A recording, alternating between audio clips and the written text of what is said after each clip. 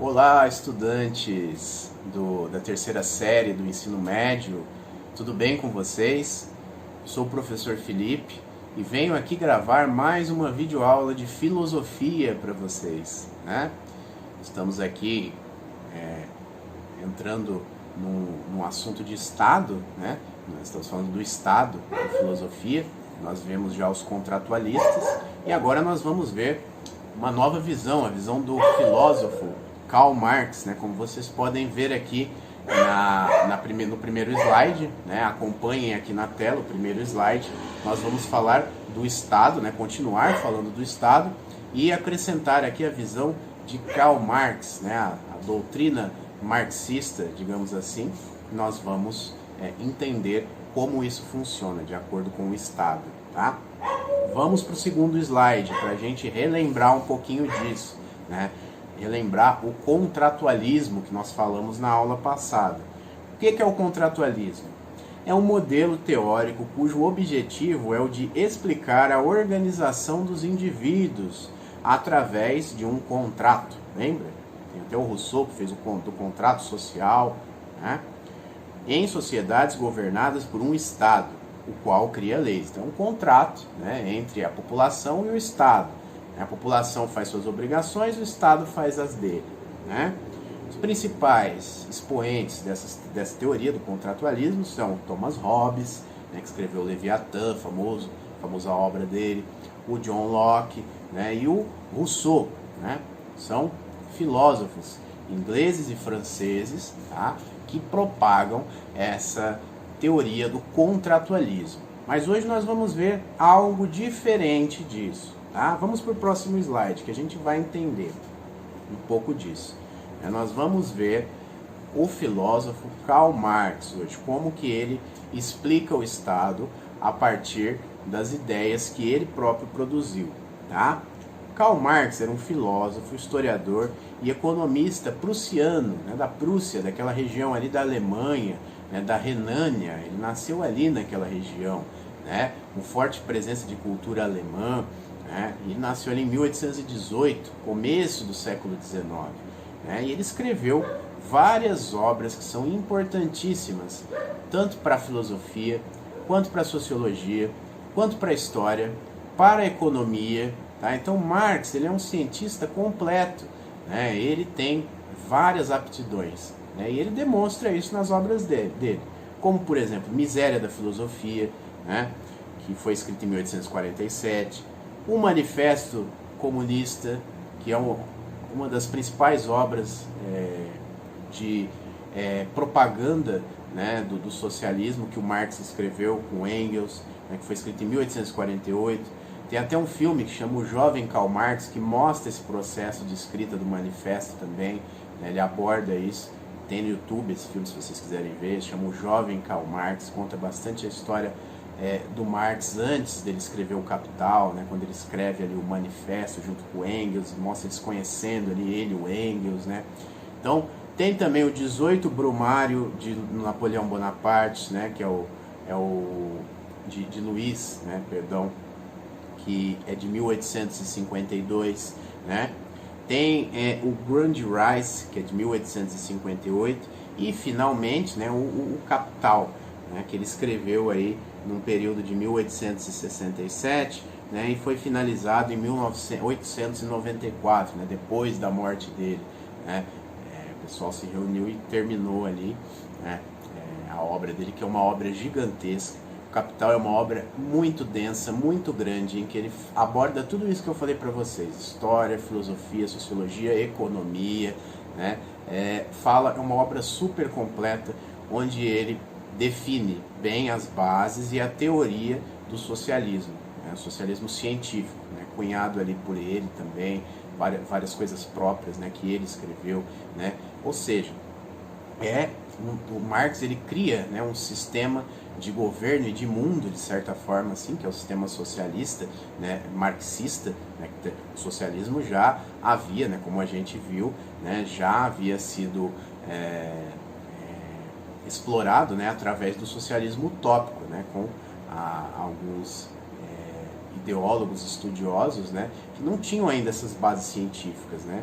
tinha um socialismo mais utópico, eram umas visões mais utópicas. O Marx ele sintetiza, né, esse socialismo, né, e dá uma visão científica para ele, né, usa da economia, da história, da filosofia, né, para criar, né, as bases, né, e propor um novo sistema para o mundo, o sistema socialista, né. E aí ele vai analisar o Estado de várias formas, né, com vários vieses, e a gente vai ver alguns deles aqui nessa aula. Vamos para o próximo slide. Primeiro, a gente precisa começar pela ideia de que para o Marx há uma constante luta de classes, que é até a frase que ele diz, ó, a história de todas as sociedades que existiram até nossos dias tem sido a história das lutas de classes, né?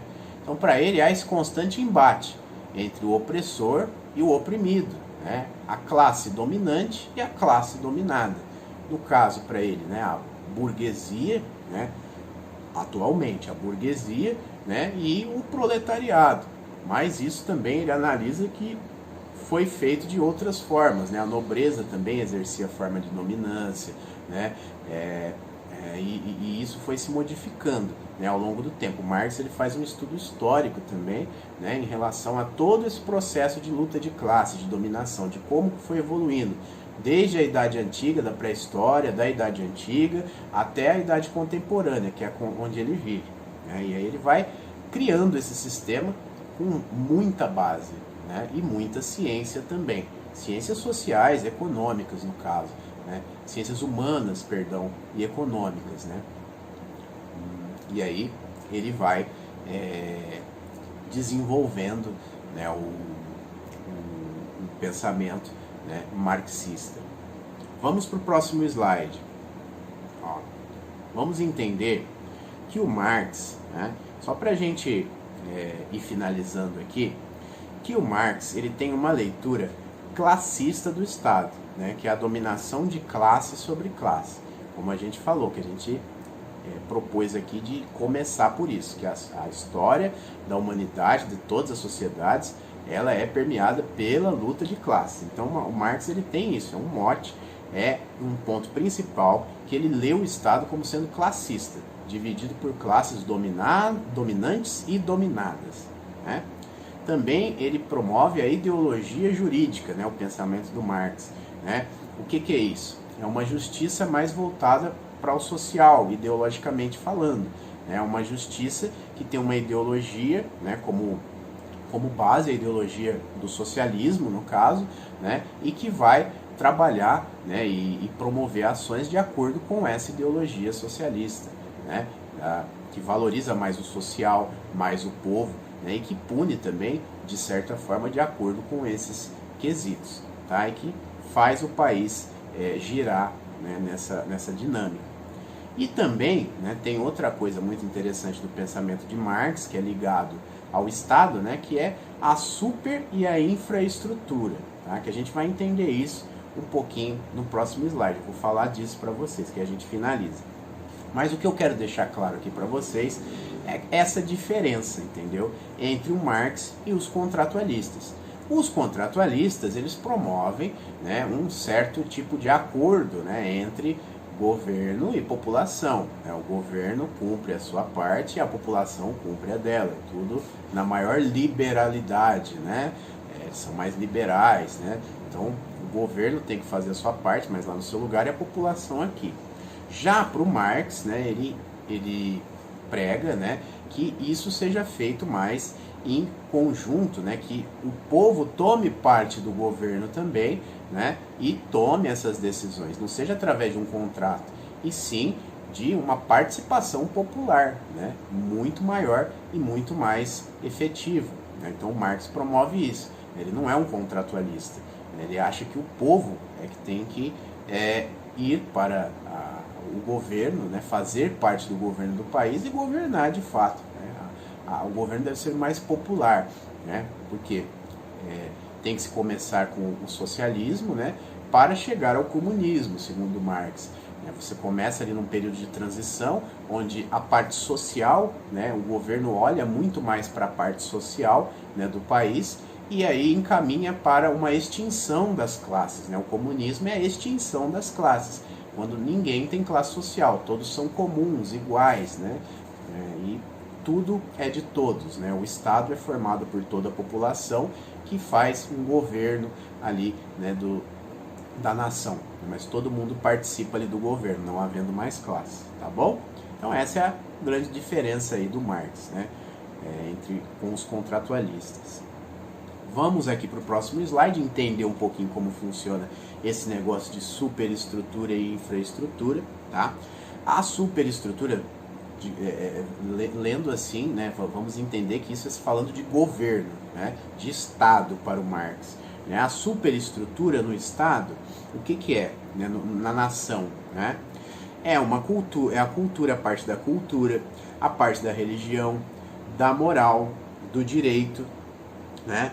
Que aí você pode ver aqui que a superestrutura é criada para manter as relações de produção. Né? Então é algo que controla, né? Que mantém as relações de produção, né? Que estão na infraestrutura, né?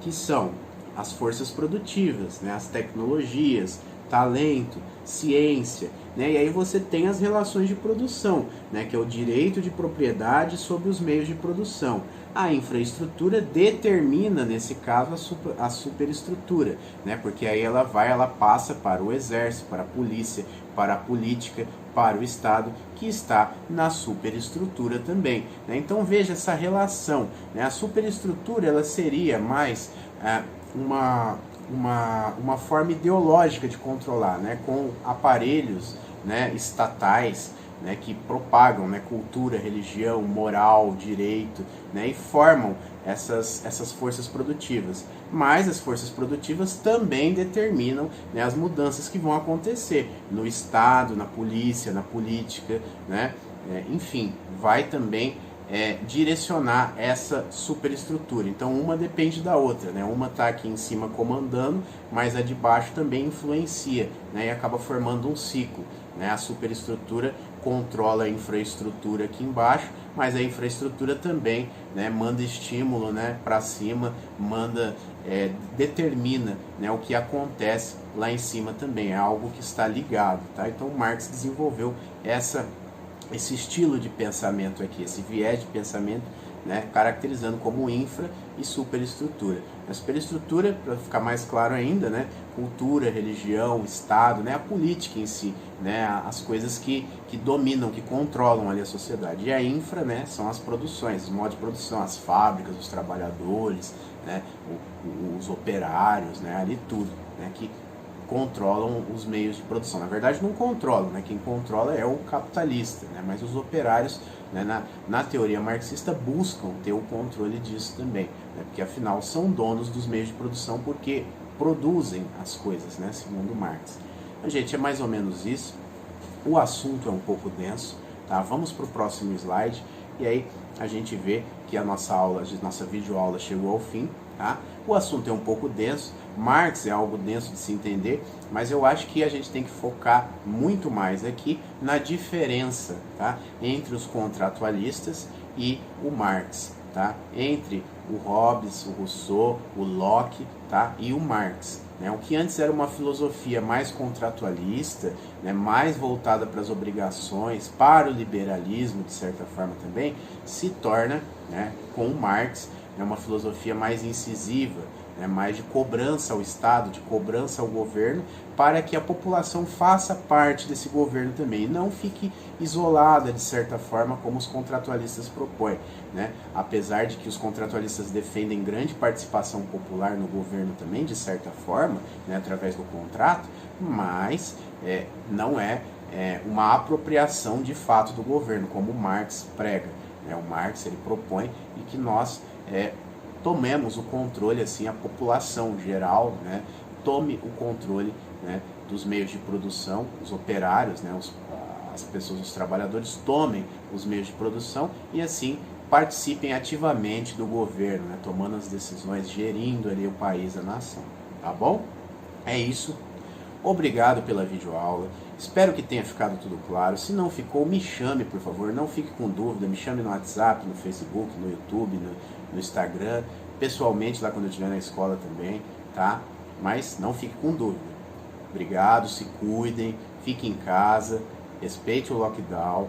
Se não tiver jeito, tiver que sair depois das medidas restritivas, use máscara, tá? Use álcool em gel, mantenha o distanciamento e sobreviva, porque o vírus não tá para brincadeira, tá bom?